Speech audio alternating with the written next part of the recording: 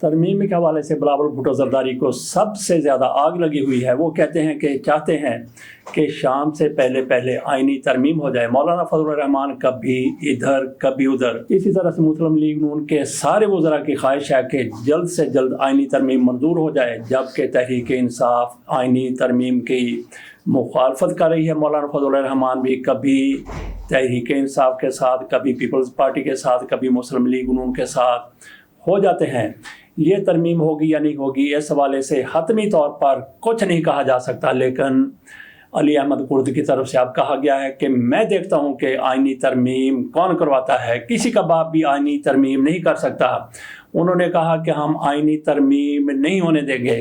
یہ علی احمد کرد صاحب کی طرف سے کیسے کہہ دیا گیا؟ وہ ماڑے سے کمزور سے آدمی ہے، لیکن ان کی طرف سے بہت تگڑا اعلان کر دیا گیا ہے۔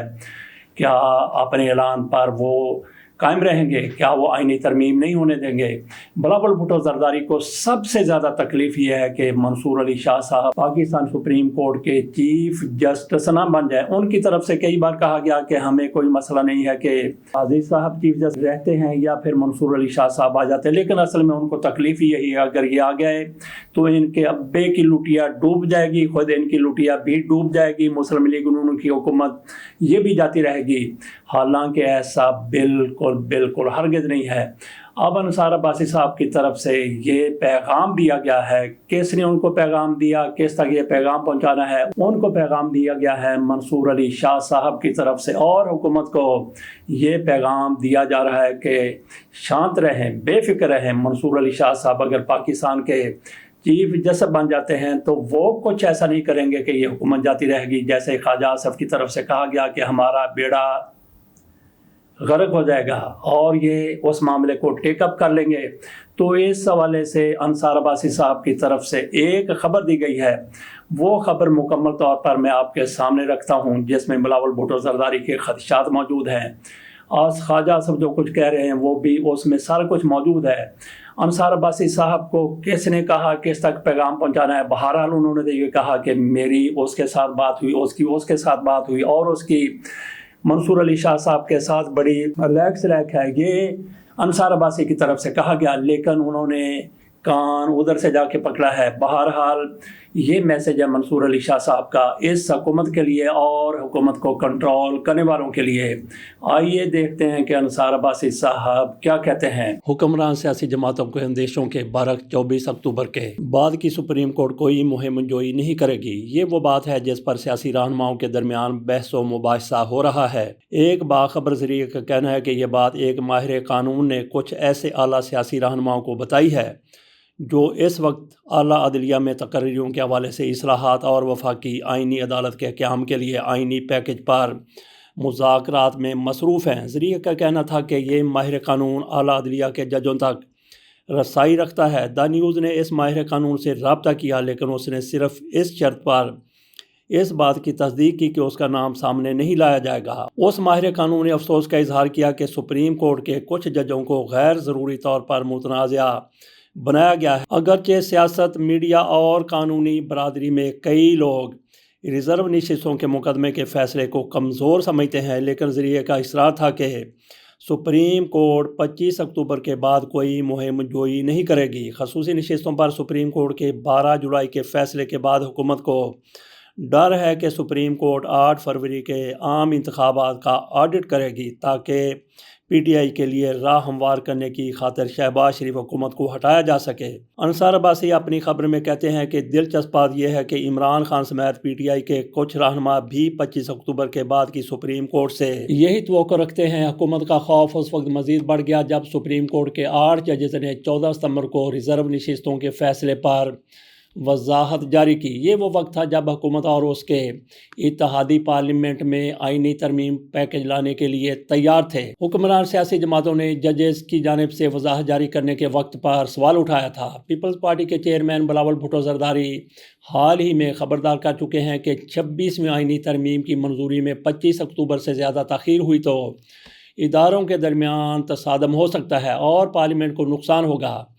انصار عباسی اپنی خبر میں مزید کہتے ہیں کہ بلاول نے بعض اقدامات کے حوالے سے عدلیہ کی ٹائمنگ پر بھی تنقید کی اور سوال کیا کہ مخصوص نشستوں پر حکم امتناعی کے وقت کی جانچ کیوں نہیں کی جا رہی؟ انہوں نے عدلیہ کی جانب سے 14 ستمبر کو جب پارلیمانی پارٹی کا اجلاس ہو رہا تھا جاری کردہ 4 صفحات کی وضاحت کی طرف اشارہ کرتے ہوئے عدلیہ کے وقت پر سوالات اٹھائے گئے تھے۔ بعد ازاں بلاول نے یہ بھی کہا کہ وہ جسٹس قاضی فائز اور جسٹس منصور شاہ دونوں کا احترام کرتے ہیں اور یہ کہ ایک ریکارڈ کی بات ہے، لیکن مجھے یقین نہیں کہ جسٹس منصور علی شاہ صاحب اپنی سپریم کورٹ میں دیگر ججوں کو کنٹرول کر سکیں گے۔ انصار عباسی مزید کہتے ہیں کہ بلاول بھٹو نے گزشتہ ہفتے ایک نجی ٹی وی چینل کو انٹرویو میں کہا تھا کہ بعض ججوں کا article 63A practice and procedure case میں کئی بار ثابت کیا ہے کہ انہوں نے سیاسی مقاصد کے حصول کے لیے اپنی آئینی حدود سے تجاوز کی کوشش کی۔ وزیر دفاع خواجہ اصف نے رواں ماہ 25 تاریخ کو موجودہ چیف جسٹس قاضی فائز کی ریٹائرمنٹ کے بعد عدلیہ میں آنے والی آئندہ ممکنہ تبدیلیوں کے پیش نظر 2024 کے انتخابات کے ممکنہ آڈٹ کے حوالے سے خدشات کا اظہار کیا تھا۔ رواں ماہ سے انصار عباسی کا مطلب ہے کہ 25 ستمبر، کیونکہ اب تو اکتوبر کی بھی 15 تاریخ ہو چکی ہے۔ تو یہ انصار عباسی صاحب کا اپنے موقف سن لیا، انہوں نے پیغام جو ان کو دیا گیا تھا انہوں نے حکومت تک پہنچا دیا۔ شانت رہیں، بے فکر رہیں، منصور علی شاہ صاحب ایسا کچھ نہیں کریں گے کہ آپ کی حکومت جاتی رہے گی۔ تو اس کے بعد دیکھتے ہیں کہ حکومت کا کیا سٹانس ہوتا ہے، کیا موقف ہوتا ہے، کیا لائحہ عمل ہوتا ہے، لیکن بلاول بھٹو زرداری اس کے باوجود بھی مان کار نہیں دیں گے۔ وہ ہر صورت آئینی ترمیم 26 آئینی ترمیم منظور کروانا چاہتے ہیں۔ اگلی بات ہم کر لیتے ہیں تعلیمی اداروں کے بارے میں۔ پاکستان میں مکھی پر مکھی مارنے کا رواج چلا آ رہا ہے۔ پہلے کبھی ٹائمنگ بچوں کی سردیوں کی اور ہوا کرتی تھی، گرمیوں کی اور ہوا کرتی تھی، اور یہ ہونی بھی چاہیے، لیکن ذرا اندازہ کیجئے کہ آج کل عصر کی اذان ہوتی ہے تقریباً 3 بجے سے 2-4 منٹ 10 منٹ پہلے یا پھر اس کے بعد، کیونکہ سردیوں کا تقریباً آغاز ہونے والا ہے تو سکولوں کے ٹائمنگ، تعلیمی اداروں کے ٹائمنگ جو حکومت کی طرف سے جاری کیے گئے ہیں وہ صبح 9 بجے سے لے کے 8:45 سے لے کے وہ ہیں 2:45 بجے تک، 2:45 تک 3 بجے عصر کی اذان ہو جاتی ہے۔ تو بچوں نے کئی میل دور بھی بعض بچوں کو جانا ہوتا ہے۔ شہروں میں بھی ایسا ہی ہے، دیہات میں بھی ایسا ہی ہے۔ جس اسکول سے چھٹی ہوگی 2:45 3 بجے تو اندازہ کیجئے کہ وہ بچے گھر کیسے جائیں گے۔ اور دیہات کے اسکولوں کا اور شہر کے اسکولوں کا تھوڑا بہت فرق بھی ہے۔ وہ کس طرح سے فرق ہے؟ تعلیمی کلچر کا فرق ہے۔ دیہات میں صورتحال کچھ اور ہے، شہروں میں صورتحال کچھ اور ہے۔ دیہات میں یہ ہوتا ہے کہ جو بچے، چھوٹے بچے قرآن پاک پڑھتے ہیں، بچے لڑکے وہ تو مساجد میں چلے جاتے ہیں عموماً، لیکن بچیاں وہ کسی گھر میں جاتی ہیں، کسی قرآن پڑھانے والی سے پڑھتی ہیں یا کسی قاری کے پاس پڑھتی ہیں۔ یہ صبح چلے جاتے ہیں، بچے پڑھ کے آ جاتے ہیں، اسکول چلے جاتے ہیں۔ لیکن شہروں میں تھوڑا سا فرق ہے، بہت کم ایسا ہوگا کہ بچے مساجد میں جا کے یا لڑکیاں کسی گھر میں جا کے قرآن پاک پڑھتی ہیں۔ شہروں میں یہ ہوتا ہے کہ صبح کے وقت بچوں کو کم ٹائم ملتا ہے قرآن کی تعلیم حاصل کرنے کے لیے۔ وہ اسکول سے آتے ہیں تو پھر یا تو ٹیوشن چلے جاتے ہیں یا پھر وہ قرآن پاک پڑھنے کے لیے ان کے گھر کوئی پڑھانے والی یا پڑھانے والا آ جاتا ہے، یا پھر وہ کہیں اور پڑھنے کے لیے چلے جاتے ہیں۔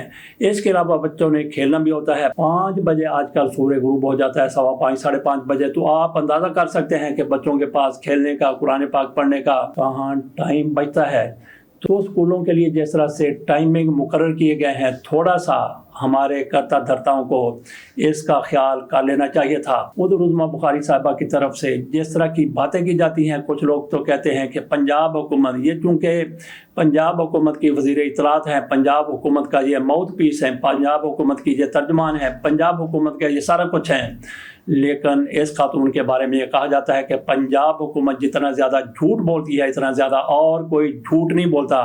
میاں عمر کے اسکول میں جو کچھ ہوا، تعلیمی ادارے میں جو کچھ ہوا، ایک لڑکی کا ریپ ہو گیا، تو یہ خاتون کہتی ہیں کہ ایسا واقعہ ہوا ہی نہیں۔ باقی سارے ٹی وی چینل چلا رہے ہیں، ایک نجی تعلیمی ادارہ نام بتانے کے لیے کوئی بھی تیار نہیں ہے، لیکن مائی صاحبہ کی طرف، لیکن عظمیٰ بخاری صاحبہ کی طرف سے کہا گیا کہ ایسا کوئی واقعہ رپورٹ ہی نہیں ہوا۔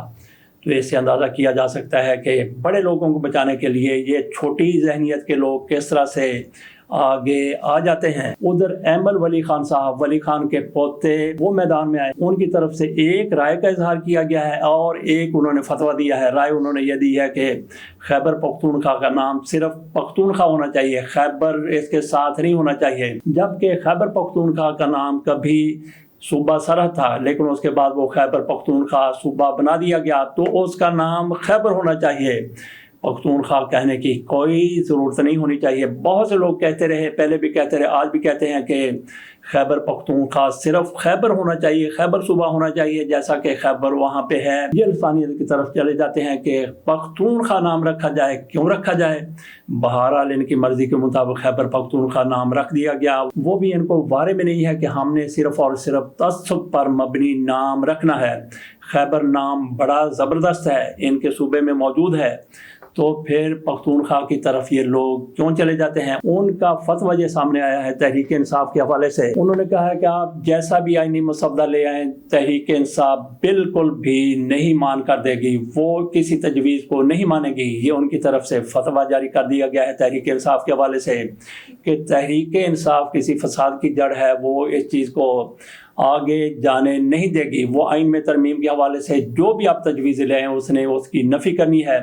تو باقی ہم نے جس طرح سے بات کی تھی انصار عباسی صاحب کی، انہوں نے ہمیشہ جلتی پر تیل کا کام کیا ہے، لیکن ان کی طرف سے اب جو بات کی گئی ہے اس میں تھوڑی سی معقولیت بھی نظر آتی ہے۔ اور منصور علی شاہ صاحب کے حوالے سے یہ بھی کلیئر ہو جاتا ہے وہ کسی کے لیے کوئی تعصب نہیں رکھتے۔ اور بہت سے لوگ یہ کہتے ہیں کہ منصور علی شاہ صاحب پاکستان کے چیف جسٹس بنیں گے تو وہ اس طرح سے، جس طرح کچھ لوگوں کی ان کے حوالے سے رائے ہے اس طرح کے وہ ثابت نہیں ہوں گے۔ وہ کبھی نہیں چاہیں گے کہ پاکستان میں جمہوریت ڈیریل ہو جائے۔ بہرحال جو آڈٹ کی خواجہ آصف صاحب بات کرتے ہیں وہ تو ہونا ہی ہے۔ اس میں ہونا کیا ہے؟ اس میں جمہوریت قطعی طور پر ڈی ریل نہیں ہوگی، بلکہ اگر کسی کے ساتھ زیادتی ہوئی ہے تو اس کا ازالہ ہو جائے گا، اس کو اس کا حق مل جائے گا۔ تو ضروری نہیں ہے کہ حکومت چلی جائے، حکومت تبدیل ہو جائے، سیٹیں تحریک انصاف کو جتنی ان کی بنتی ہیں ان کو مل جائیں گی، تو پھر اللہ اللہ اور خیر صلی اللہ۔ اجازت دیجیے، اللہ حافظ۔